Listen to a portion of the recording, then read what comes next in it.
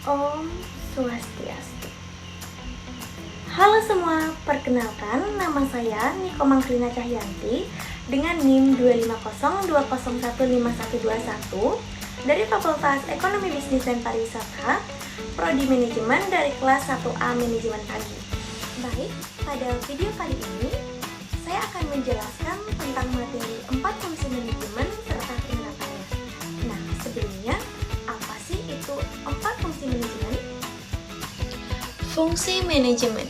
Fungsi manajemen adalah serangkaian aktivitas yang dilakukan oleh seorang manajer untuk tujuan organisasi. Fungsi manajemen meliputi kegiatan-kegiatan yang saling berkaitan yang bertujuan untuk memastikan bahwa organisasi dapat mencapai tujuan yang efektif dan efisien. Fungsi manajemen meliputi 4 komplement yang bisa disingkat dengan POAC: Planning, Organizing, Equating, dan Controlling. Nah, yang pertama yaitu ada perencanaan. Perencanaan adalah proses penetapan tujuan bisnis perusahaan dan menentukan cara-cara terbaik untuk mencapai tujuan tersebut. Ini melibatkan pengambilan keputusan secara strategis tentang apa yang akan dilakukan oleh perusahaan, kapan akan melakukannya, dan siapa yang akan melakukannya. Nah, yang kedua yaitu ada pengorganisasian.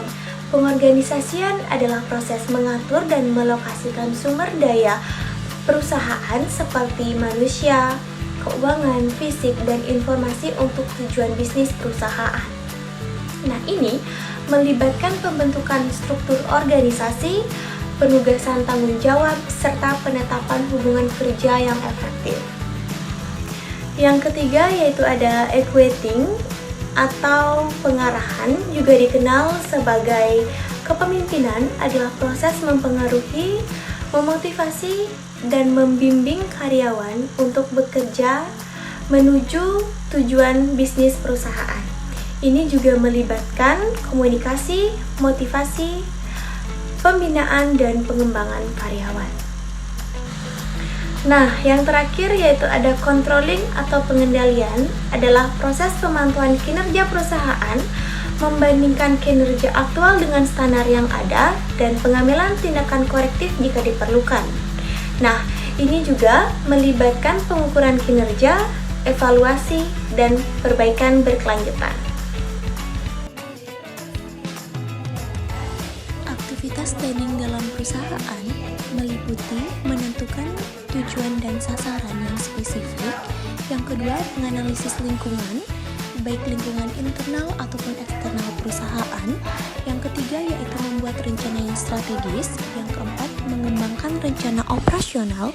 Dan yang terakhir yaitu ada pengalokasian sumber daya yang tersedia untuk mencapai tujuan. Aktivitas organizing dalam perusahaan meliputi yang pertama struktur organisasi, yang kedua tugas dan tanggung jawab, yang ketiga yaitu sistem dan prosedur, yang keempat pengelolaan sumber daya manusia, dan yang terakhir yaitu pengalokasian sumber daya seperti anggaran, peralatan, teknologi untuk mencapai tujuan perusahaan.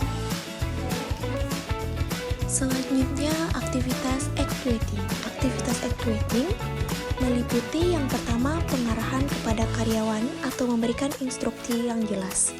Yang kedua yaitu memberikan motivasi kepada karyawan. Yang ketiga mengembangkan karyawan. Yang keempat mengkomunikasikan visi dan misi. Yang terakhir yaitu membangun tim yang efektif dan kolaboratif untuk mencapai tujuan bersama. Dan yang terakhir yaitu controlling. Adapun aktivitas controlling dalam satu perusahaan meliputi yang pertama pengawasan kinerja, memantau dan mengukur kinerja organisasi. Yang kedua, identifikasi penyimpangan dari rencana atau tujuan serta menentukan penyebabnya. Yang ketiga, pengambilan tindakan kolektif untuk memperbaiki penyimpangan.